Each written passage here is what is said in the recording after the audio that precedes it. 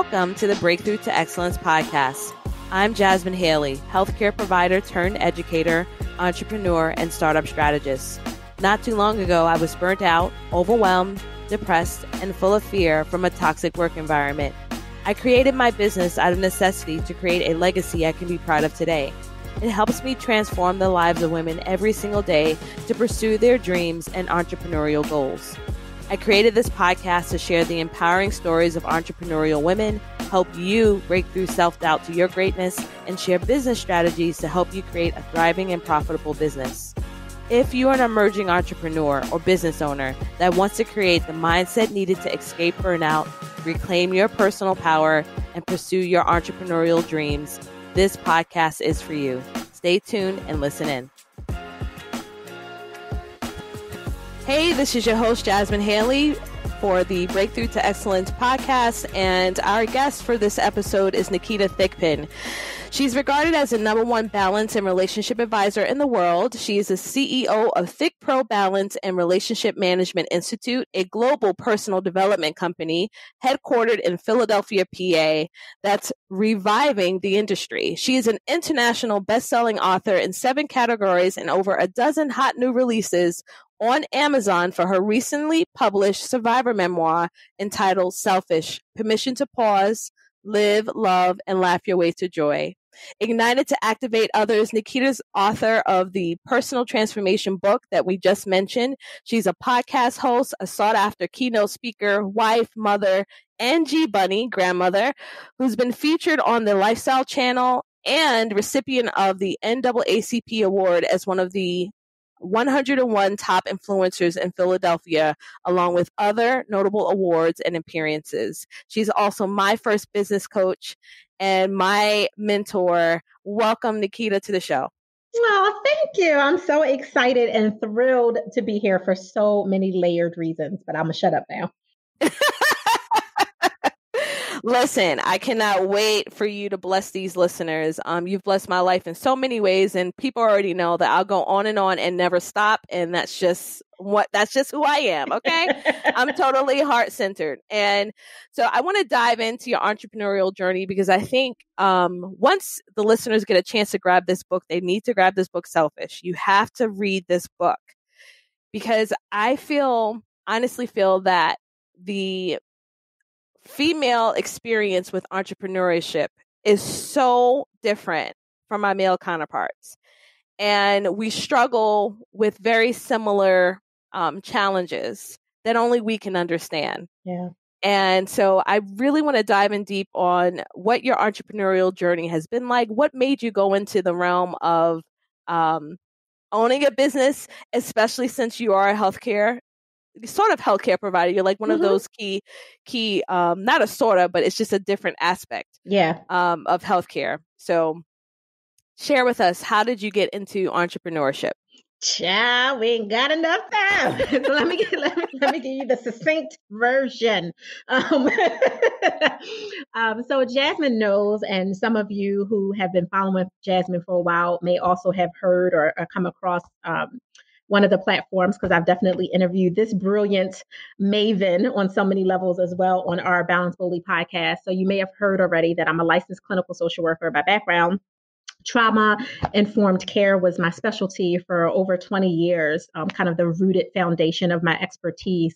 And within that, I just wanted to understand people more. So I went from being a psychotherapist who just wanted to help people survive, period.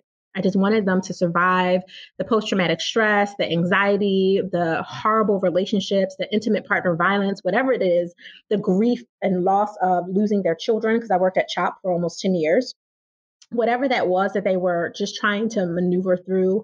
I know we're all dealing with a new normal now with, the stuff that's going on with COVID-19. And there was a constant new normal that was being created in people's lives, especially in my days in the hospital and as director of outcomes and behavioral health for Support Center and Child Advocates, because people were not only dealing with sexual assault, physical assault, domestic violence, emotional violence, and all those different things, and the stuff that would kind of come up from their childhood that would creep into their now, into their reality. But if they were coming in with a healthy child and leaving without a child, or leaving without their child being who he or she was when they came in the door, because now they're in the hospital for 6 to 9 months, intensive care, whatever the case was. Their new normal was completely shifted in so many ways, financially, emotionally, physically, spiritually, all of it. So the root of what I did was just really understanding how I could support people through what shouldn't have to be. That was my life story, including my own, right? Right, being the first partaker of that truth is partially like what sent me to school to understand psychology, sociology, anthropology, social work, clinical behaviors, all that kind of good stuff along the way. Because my certification list is ridiculously long.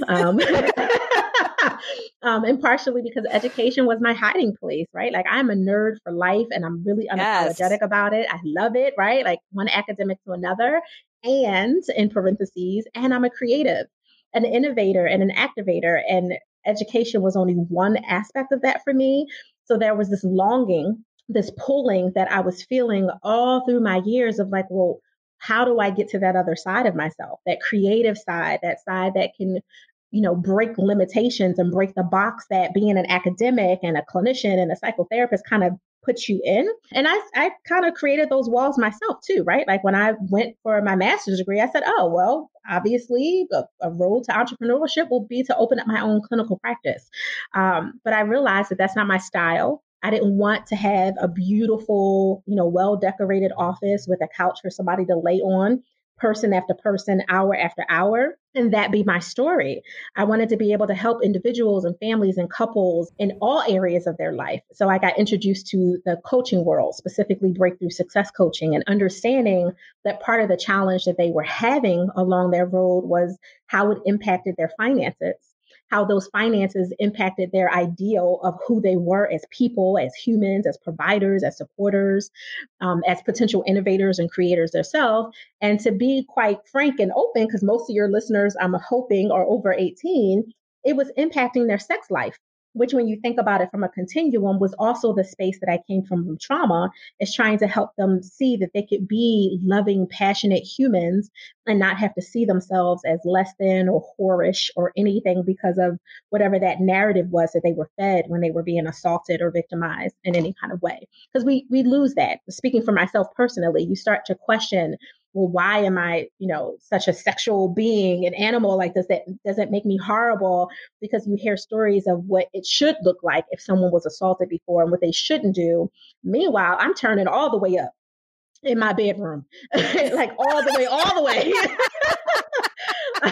And praise God, my husband's been with me since we were young, so he understood the story and the go through and all of that. So I didn't have to explain much to him, and I didn't have to feel judged. But there was an inner dialogue for me that I know was also happening for clients that I would come across.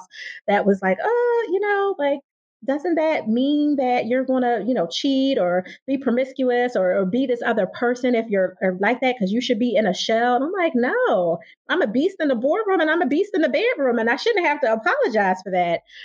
So I became certified as a sex therapist, and all those other certifications kind of just added on to me wanting to understand me, quite frankly, as well as other people. Like, I wanted to help other people, but it was really like, what's going on? Why do you question your energy and your confidence around certain things that you know better? Your nerd brain knows better, but your heart, there was a disconnected feeling between your heart and your brain and your emotional center. And don't throw religion into the mix. That's a whole other, element if that's part of the narrative and the story for you too. So my road to entrepreneurship was really me wanting to help in a broader, bigger, outside of the box way. And I didn't want to just, think outside of the box. I really wanted to break it. I truly wanted to break the box for myself as well as for others. And that journey was really messy, which is why I said, child, we ain't got enough time. It was super messy because I'm an all or nothing type of woman. And it takes me a minute to see how far I want to go. And once I see it, you cannot hold me back. It doesn't matter how many daggers you say are going to be thrown my way or how many glass filled potholes you say I'm going to run into. Once I see it, that's it. And I saw it, and I just kind of ignored, all logic for how I was going to end up getting there. And it was messy and clumsy and We lost a lot of money in the beginning, and I didn't have the right advisors and guidance as an entrepreneur. It was talking to people who were more big business, dealing with, brick and mortar, and that's not necessarily what I needed to do. So I made a lot of mistakes to fail forward, which I know is from one of those good books that's out there. I landed, and here we are 9 years later, a global personal development company. And I'm so grateful and so honored and so humbled by the fact that I got here without losing myself. And at the same time, evolving and growing and being able to appreciate this space that I'm in right now. Yes. When I think about how long I've known you, for the few years that I've known you, immediately I think of bravery and courage, because I've seen just in that short period of time ways in which you've evolved, but you've always stayed true to the core of who you are. And that takes a measure of courage, because one of the things I find, especially for my clients, it's hard for them, just even me, making the decision to say, I'm going to make a brand pivot. I'm going to be serving you all differently. And then watching the hundreds of people dropping off my email list and still being okay with, like, okay, everything's going to work out. I know this is the right space for me to be in. I feel happier. I feel like I am fulfilling my purpose. But you have to have like real, true sense of self in that instance. So for you, Nikita, when you decided to make that transition, because I think this is important for our listeners, to go from a social worker to a business owner, what were some of the steps that you think were really critical for you to make that transition? Yeah, that's a perfect question. Thank you for that. And let me say that to that example that you use so boldly with watching people drop off the list, because I definitely was one of those people in the beginning that would look at, I think we used MailChimp in the beginning. We use Active Campaign now just because it just has a few more tag switch options for us, but both are totally okay, especially if you're in the beginning of your stages. And I would go in and say, oh, what? She unsubscribed? First of all, I was just talking, like I was having this whole dialogue, like, oh no, she didn't. And I know them. And I know them. Exactly. That heifer did what? Exactly. Like we was just at lunch yesterday. For real. Right. For real. Or we got one coming up, which was even worse. Like, oh, you want to do it before I see you? You bold. But when I would see that in the beginning, because there was this rejection, right? Like when you're an entrepreneur, it is literally them rejecting your business and you. The two are not separate. But when I worked at CHOP or Support Center for Child Advocates or any of the 1,000 places that I worked at in my pre-entrepreneur days, when I worked there, it was like, oh yeah, you got problems with CHOP, child, I understand. Right? Like I wouldn't necessarily have a conversation with them over all the bad things, but I didn't take it personal. It was them talking about that organization. That disconnect was really clear because I'm a part of it. I work within it. And I know that I control how good of a job that I do with respect to whatever role I played. But now you're talking about Fig Pro. Hold on, wait a minute. This is my baby.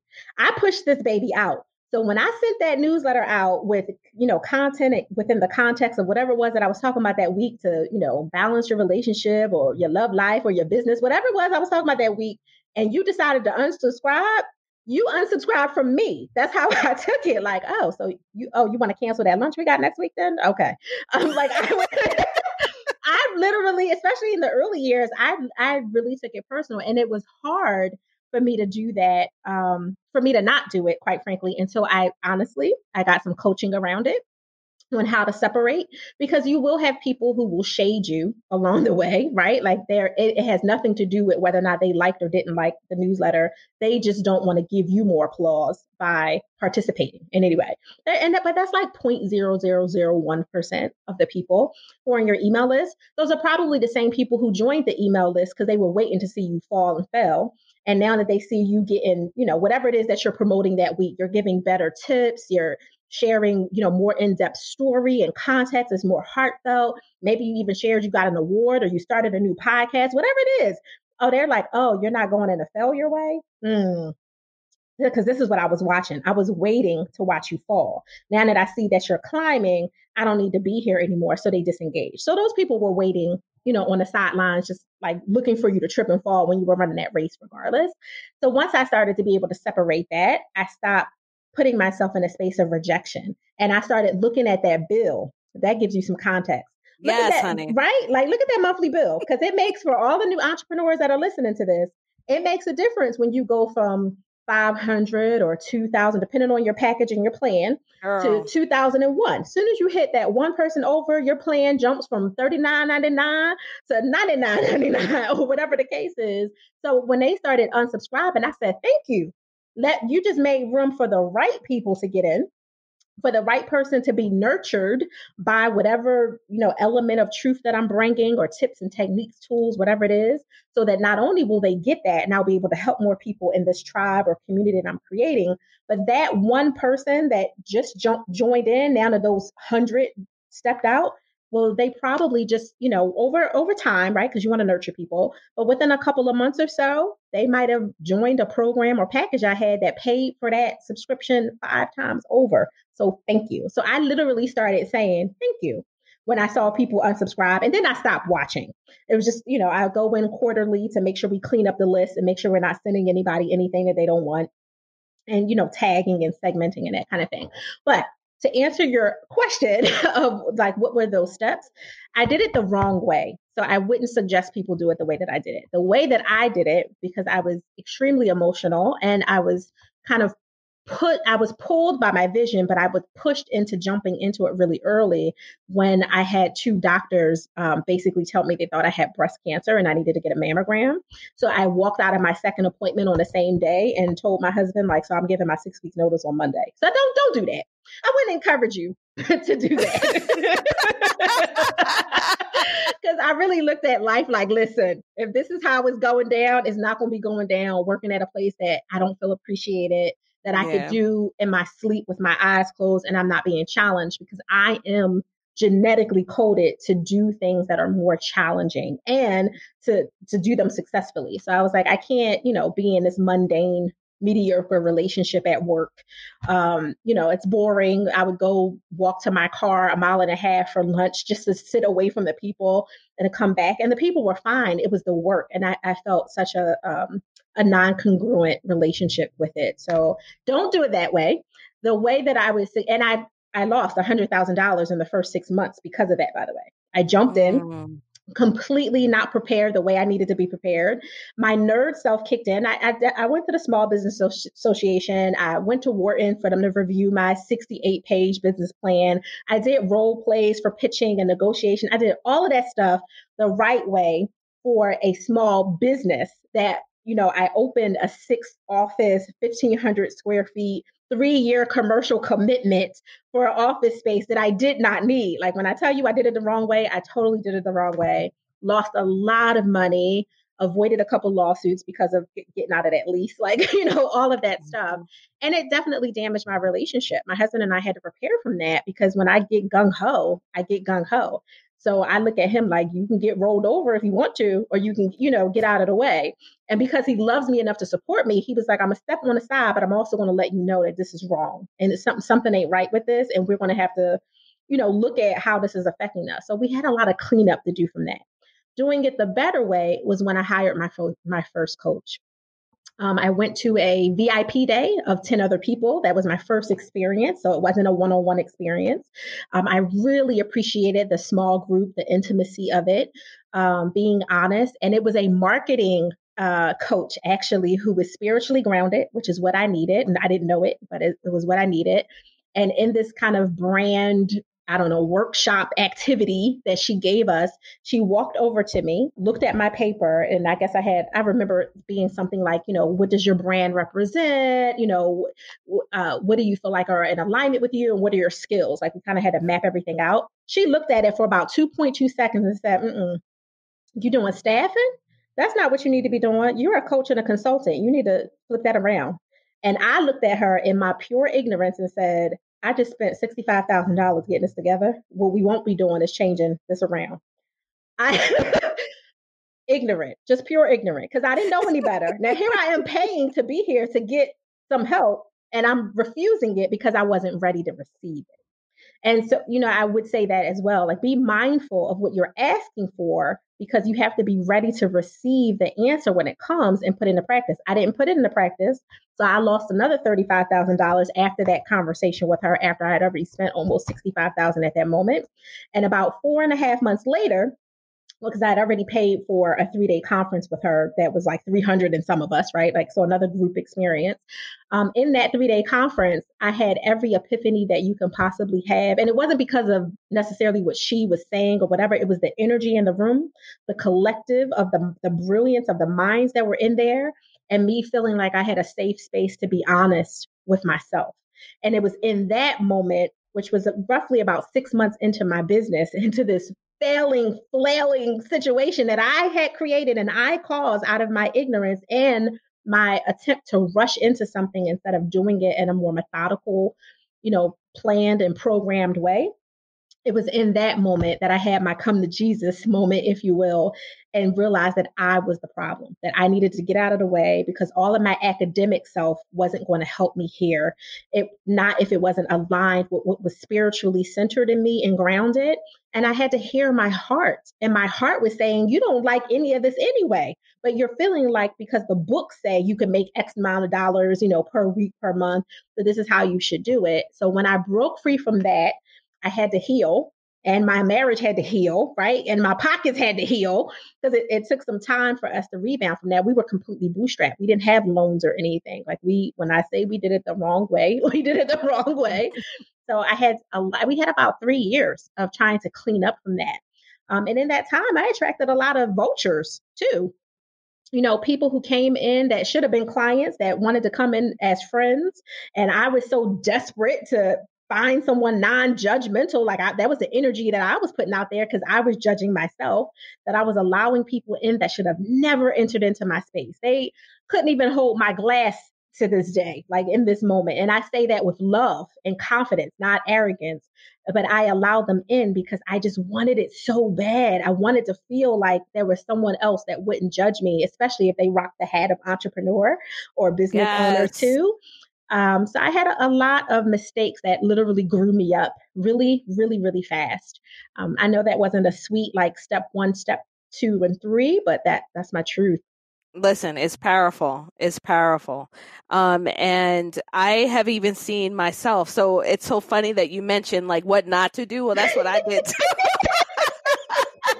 I just left and was like, I'm out. Like I had no backup plan, nothing, no job lined up, nothing. Didn't know what I was going to do. Didn't know what I was doing. I was just following my gut. Yes. But I will have to say, I really appreciate you sharing that and giving the real deal. And this is what when we had our conversation too, you can't do this entrepreneurial journey alone. You just can't. Like, you have to learn from someone. Someone's going to have to guide you along the way. And I think also one of the key things that you talk about a lot in your branding is permission to pause, permission to pause, permission to pause, permission to pause. That was the first time I ever heard someone say that to me. And I would say that in those times where you're giving yourself permission to pause, you were the first person that taught me about boundaries. And you give yourself some boundaries. You cut yourself off from these things that are constantly pulling at you. That's where you get the clarity. That's right. That's right. Where you get the clarity. That's when you know that you're tripping. Like, 'cause I remember I had like a conversation with a coach, just like a consulting call. And she told me, stop everything, Jasmin. Just stop it all. It's not working. I don't know what's going on with your website. I don't know why you have this, why you have all these pictures up here. It's so true, though. She told me that. I was like, what? Exactly. Who's she talking to? She's a little too, I don't know. Like, maybe she don't really understand me. Maybe I'm not articulating right. Well, guess what? A couple of months later, I stopped everything. Like, she was right. Exactly. Permission to slow down to speed up, right? Like, yes, that's exactly what you needed. And it only comes with that reflection of, see, that moment when you can literally say, see, That was the change that I needed. But when you're in it, you're like, you lost your mind. This busy, this productivity, this moving space that I'm in, it's all you know, because you're flailing. You're like in the middle of the ocean trying to catch your breath because you got a cramp in your side. So all you know to do instead of just sit still and float, which is what you should do, right? Like just float for a second, like catch your breath, get your energy together, whatever. And you just start flailing all over the place. And that's just making it, you making a lot of splashes, but you ain't going nowhere. And if anything, you're getting sucked further out from doing it. But we only know when we finally do it. And that was exactly what you had. You was like, wait a minute, this ain't working. Hold on.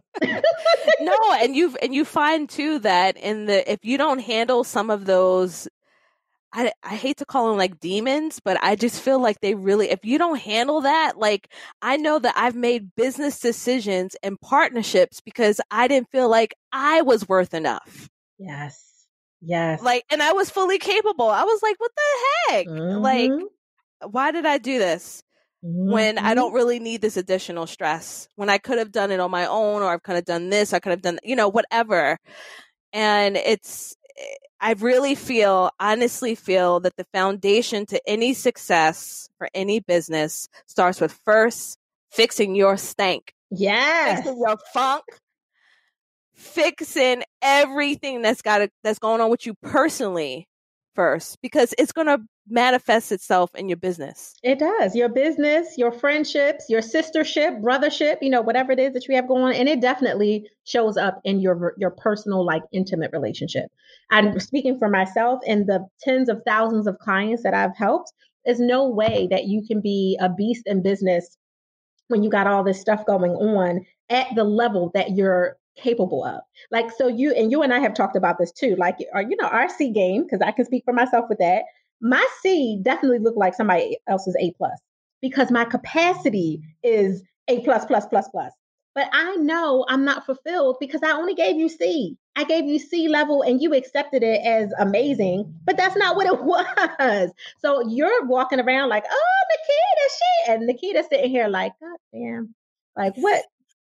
I just messed that up. I done flubbed and I forgot this. And I'm thinking about all the things that I didn't give or add, the value that I'm capable of. And a lot of us, especially as ambitious women, and those few brave men that are out there as well, a lot of us don't appreciate what's good that's happened in our lives because we know we didn't give the greatest part of us. We know that we were working at like 60 or 70% of our capability. And that's part of why we feel so humdrum. So then when we get home, and we finally convince ourselves to get out of the car in the driveway because we're trying to talk ourselves into going into the door for whatever's on the other side of that because somebody isn't waiting on the other side because we haven't made room for love and relationship or whatever, or because someone is waiting on the other side and we know we attracted something that wasn't worthy of us. But we attracted it at a time when we convinced ourselves that the C game was the A game. And we know daggone well it wasn't. And so we accepted their D. You know what I'm saying? Like, this is not, and I mean that in every way that you can think of. Okay? Like every way. But that wasn't worth it. So I'm sorry. I'm just talking. You got me clapping over here. I'm like, I'm forgetting I'm doing a podcast. I'm clapping. That black clap when everything's like mad funny. and real. It's horrible. I'm a horrible person sometimes. But I mean, it's a conversation and that was one of the things. You were my first coach. You were the one that helped me to appreciate. Like, I just had a really hard time navigating my own identity. At that point, I didn't know.